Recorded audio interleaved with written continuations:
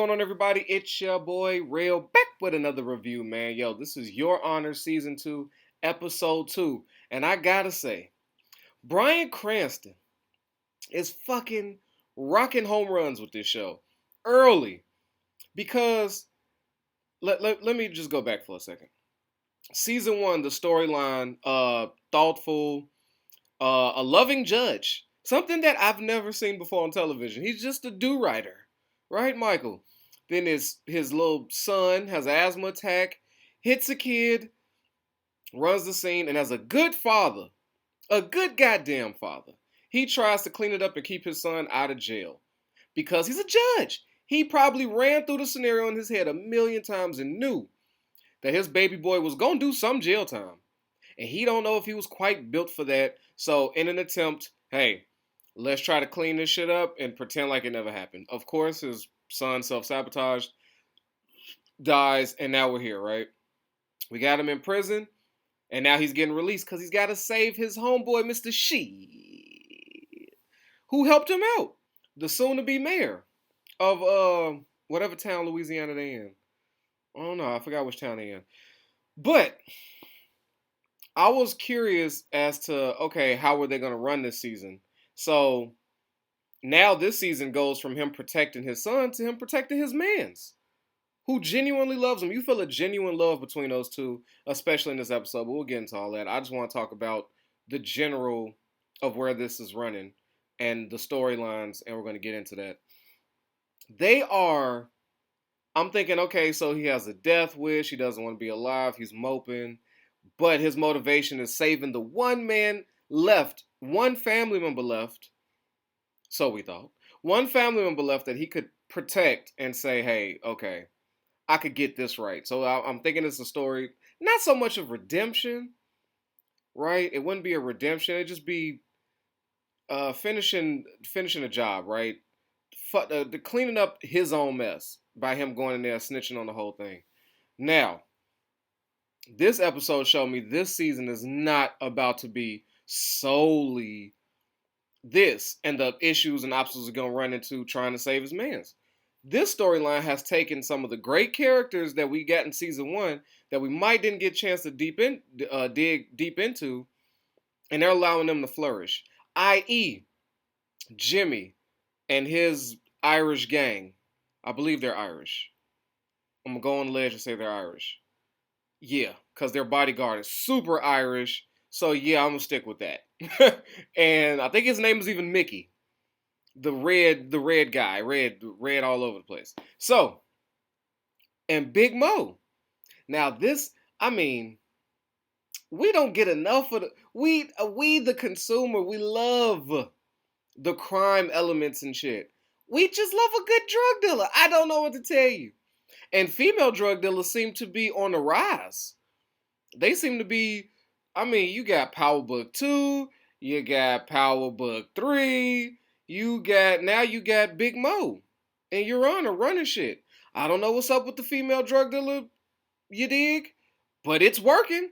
It's a formula that's working right now. So let's ride it out. And so with those two storylines that we seen how they worked out, they're getting their own thing popping. Before last season, we was getting a lot of Michael Desianto, right? Getting a lot of Bryan Cranston and his son, because that's what the story was centered around. Now, it's still his show, but he ain't even the most interesting thing in it right now. And that's the juicy part of it. They have found a way to bring something I thought should have ended in season 1, just a limited series. We got it. Now I'm invested with this episode. So great job to them with episode 2. Now, why am I enjoying this so much? Big Mo. Let's start with Big Mo. Just like every drug dealer, every crew runner, she's reaching an age where it's like, look, how long am I going to be Big Mo? How long am I going to have the streets on lock? It could get tiresome, right? Threatening, disappearing bodies, all this type of shit. It's time for me to move forward. So she seems they want to go the more legit route. There's a nightclub that she is fond of and she wants to purchase. She runs into some beef with the owner because he loves his club, and I appreciate that too. That's real shit. Money just that taught you a very valuable lesson. Money does not move everybody. It doesn't. Sometimes, like, you might run into people like you want to buy a car, but if they feel like vibe like you wouldn't take care of that car, or they love their things, they just have to part with it. They just want to know what's in the hands of a responsible person, somebody that's gonna take their shit and show it some TLC, give it the respect it deserves. So the club owner, is resistant to sell it to a drug dealer. Not that she's a woman, not that she's black. The sole purpose of, you're a notorious drug dealer in the community. I'm not giving you my club. Like, I love this club. I'm not finna. I don't know what the fuck you finna do in there. Gambling, maybe. Turn into a whorehouse upstairs. I don't know. You're a criminal. I can't take the chance of you doing criminal shit in my baby. So I respected that. I was like, yes. Because all money don't spend. That's a valuable lesson that they're teaching us here. So she has a favor, right, from the mayor. So she goes and steps to him. And I love how he moves. Right? He comes. He doesn't allow her to come to the city office. Meets her out there. And he's a politician through and through, but a gangster. I love him as the mayor. He's doing an excellent job. She asks for the favor. He agrees as if this is so to make sure it's the last favor. Ain't no more help. So now Big Mo got her club, is going down. She steps outside and sees the most dangerous person. See, I thought Jimmy Baxter was a bad motherfucker, but not like his wife, Gina. Gina she's the truth. She's vicious, right? Gina is probably the most interesting character to me thus far in the story. Like, Michael Desiato, like, seeing him come back to the world was interesting. I'll get into that, but if I have to talk about just interesting characters, Gina has it down packed. Her sessions at the grief, because we see their home life, right? They live in the separate rooms. Her and Jimmy live in the separate rooms. No more marital bed, no more showers. They look like they're on the outs. Now, I don't know how much time has passed, but there's been some time passed since episode 1. And that typically happens with a lot of couples who lose a child.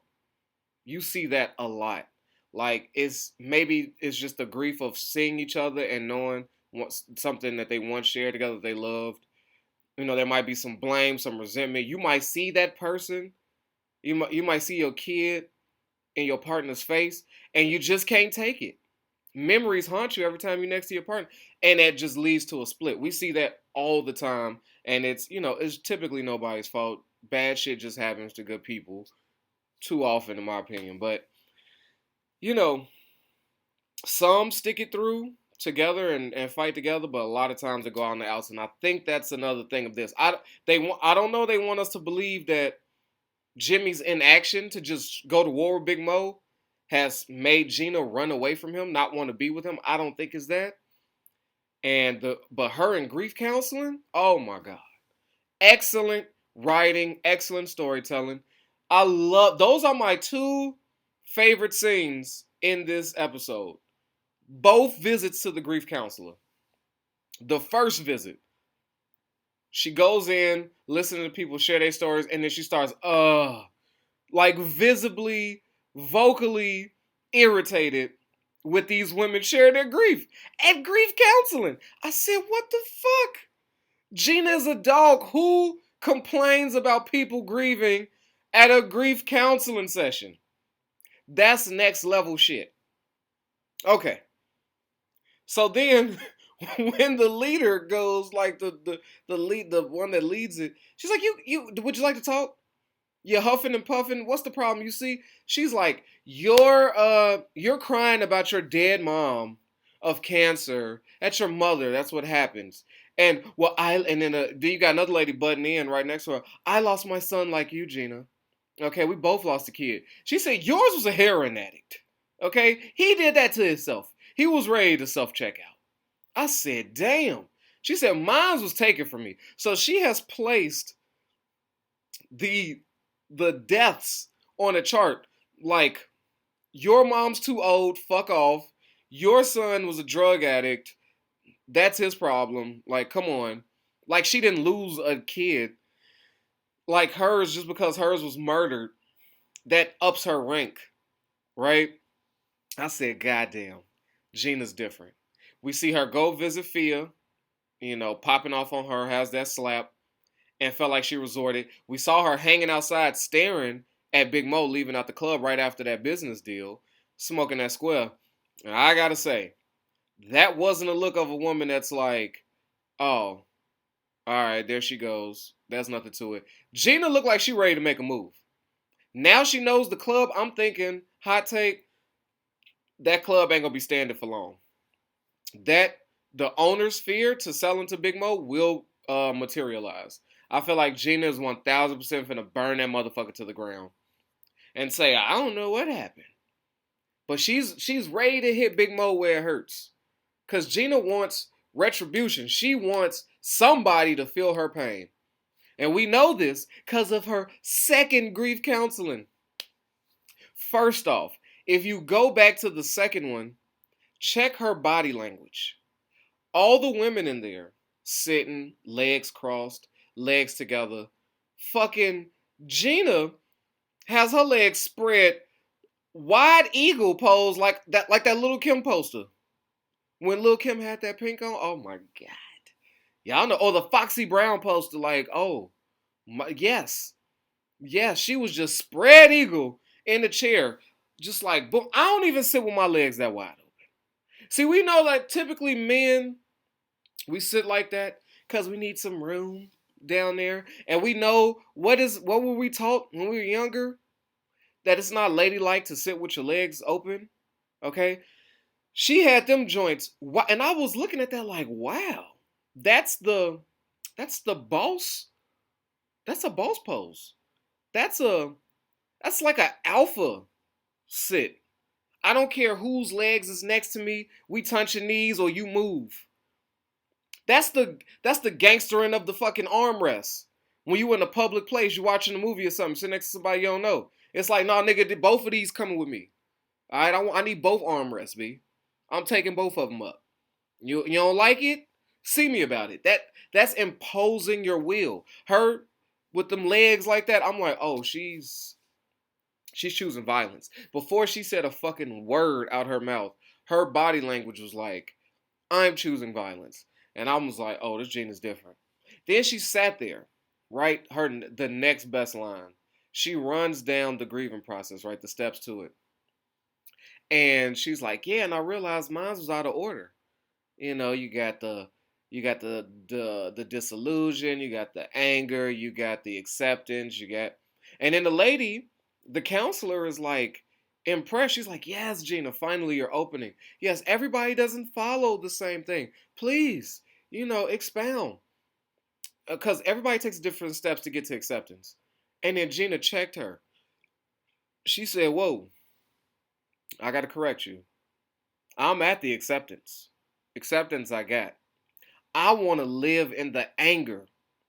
All this time I was thinking acceptance is what I needed, but I got acceptance. That anger is where I thrive. That anger is where I want to live. Because that's where I thrive. And I'm like, oh my God. This woman is about to be fucking explosive this season. Fuck a Jimmy Baxter.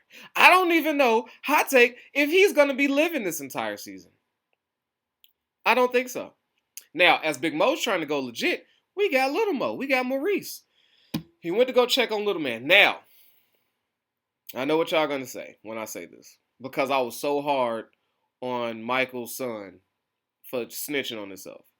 Now, one would say, Little Man, now that he's down there in Houston, drawing the physical crime in rather good detail. The boy's a good artist. He draws himself committing crimes, running from burning houses. He's implementing himself, right? Principal takes him in, asks him questions about these because these are valid. Look at this shit you're drawing. Are my students in danger? Could you be an active shooter? That's the world we live in. So salute to the principal for taking a personal interest in what the fuck is being drawn in the classroom. Can you get it? Please. That's attention to detail. That's a school I like my kid to go to. Where the fucking principal and teachers are on point. Hey, what's this? This don't look good. This don't look good. I don't like the signs. You need to talk to somebody? Are you capable of hurting somebody? So one would say he's self-snitching. And I would typically get down on him about that. But he's a young boy dealing with trauma. Okay? He's not an 18-year-old.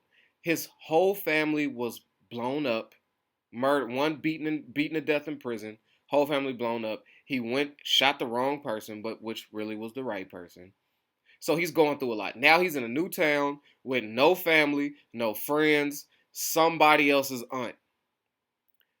And this is how he gets, he's drawn. So he has to deal with his trauma in some form. So, okay, I'm giving him a pass. Little Mo is about to knock out two things, though. You finna go check on little man. Make sure he know, stay low. Be good. Ain't no more second chances. The only thing with second chances is ain't no more. You better be successful. I thought that was a powerful line from Lil Mo. But he's also down there to find the connect, right? Shit done dried up. They got to find a new one to hold them down. So he's meeting with one of his homies, one of his cousins. And his cousin is like terrified. He's like, look, bro, I just want to work on cars. I'll do the introduction, but you got to keep me out of this. All right, no more of this shit. Goes and meets and then finds out, oh, yeah, let's just start off with 2 keys. And my man said, papi. No, we don't do that. 20 keys. It's 20. But yeah, no, we could do 20 sometime down the line, but let's start off with 2. Let's check out the 2, see if I'm trying to run that bullshit. Like, all I need is 2 keys to make it, my nigga. I don't know. And he's like, yeah, I get it. 20. All right, then come back and holler at me. And he's under the gun because he can't go back with no drugs. He's already on Big Mo's radar for the stunt he pulled with Lil Man. So he's got to figure this thing out. And it looks like he's about to make some type of deal where he's going to be on the hook for 20 keys. Now, as Big Mo tries to exit her way out, in my opinion, it seems like Lil Mo is getting deeper in and at a bigger stage. So him not wanting 20 keys, let me know that's not a 20-key entourage that they running down there in New Orleans. They keep a small little operation. And I'm calling it small just by TV standards. Like, what the fuck do I know? 2 keys could be like a ridiculous amount. But 20, you know what I'm saying? They just not a 20-key crew. But it seems like they about to be. So that's a storyline we interested in. Lil Mo being on the hook for 20 keys, having to come through with to Big Mo. Then what he gonna do with 20 keys? Got to get the money, so that means expansion. That means maybe fucking with Jimmy's business. And then Gina finding a reason. I smell a war. I smell bodies hitting the floor. Okay? So I'm very interested in what's going to happen in this episode. They are taking us everywhere. Now, on to the star of the show, Michael. We see him reacclimating to life. And he comes back. Right? His house is sold. And he has no place to stay. So he goes to his mother-in-law's. And we know they never fucked with each other like that for real. Ever since the death of his wife, her daughter. So here they are, and she's like, we ain't talking a year. And he says, yeah, I'm not finna stay long. She's like, good. But you can see that she's realizing, like, as the episode progresses, she cares for him. She wants him to stay. She realizes this is the last family I have. And she is respecting the fact that she is not the only one struggling. She's not the only one hurting. And I think this thing draw both of them closer to each other because they're it. They're it in this tragedy. So I think that's interesting. And we see him try to go to his old stump of ground, try to go back to the office, people looking down on him. We getting to see the professional side of where he's not Judge Desiato no more. Like, he's not him. And he's feeling it now. What I didn't like, though, is how the police, because there's a lot of people who he hasn't seen in a year or more, and they've got questions. He just was a great judge that was the man around town, and now he's just popped up a Grizzly Adams, and like a little Charles Manson, and people want to know what's up. What I don't like is how the detective lady that he did use her to go get the boy and the car and hide the car and do all this other shit. I didn't like her anger toward him. She popped out starting with, I understand you wanted to protect your son, but in the process you used me. So now, when you think you're safe, when your guardian angel, Rosie Perez, is gone, I'm coming for your ass and you're going right back. Right? I was like, where's all this vitriol coming from? If you understood I did it for my son, I didn't cost you your badge. I didn't cost you your promotion. I came clean to pay for my sins. I was ready to stay locked up. Blame this on Rosie. I didn't want to be out in the street. I tried to have a bull fucking horn me to death just a couple weeks ago. My nigga, like, don't bring this to me. And he didn't say none of those words. He just stared at her, soulless, like. And as she looked and he saw that he had absolutely nothing to say, I was like, wow. That was power in his no words. Like, that stare by Bryan Cranston was fucking phenomenal. That was an excellent scene. I just didn't like her. Like, get over yourself. Please. Please. Him meeting with his best friend after so much time. You know, he sat down with him and he was threatened not to tell him anything about his investigation. And my man's the mayor's under the thought of, it's only 3 people that know. One of my boys ain't never gonna flip, and it's the 2 people sitting here. So I think that conversation further brings Michael into, fuck, I gotta do what I gotta do. That means getting a job. Got a job with a guy that he helped, one of many in his courtroom. You love to see it. But the biggest thing is now I understand Fia. Before, I was killing Fia last review. But now I get it. Now I understand why she was all in Michael's face, trying to connect, trying to find out more about him. I'm like, sure, you just dated for a little bit. Stop it. I couldn't understand why she was this way. You know, until the end of the episode where he shows up at her hotel where she's living and she pops out with a fucking grandbaby from his son. I said, wow. Wow. I said, excellent. Excellent fucking job. They spent me. They had me sound like an asshole. Fia, I apologize. It all comes. Now I know. You have a son by your dead boyfriend who you didn't know much about. So as you're raising this little boy and he asks, where's dad? You want to at least be able to share some stories about him and who he was, instead of he was just some dude I dated for a few months. I don't know, gave him the pussy and he got shot in the neck. And you're here. You're here. So there's that. So I respect that. And Jimmy finding out that Michael's out of prison, they seem to be like, what the fuck? Then he sees him interacting with his daughter. I'm assuming they all know that Fia had that baby. I was like, do they know? Because they didn't make reference to it at all. At all until the end of the episode. And I'm still like, did she hide during her whole pregnancy? Are they aware?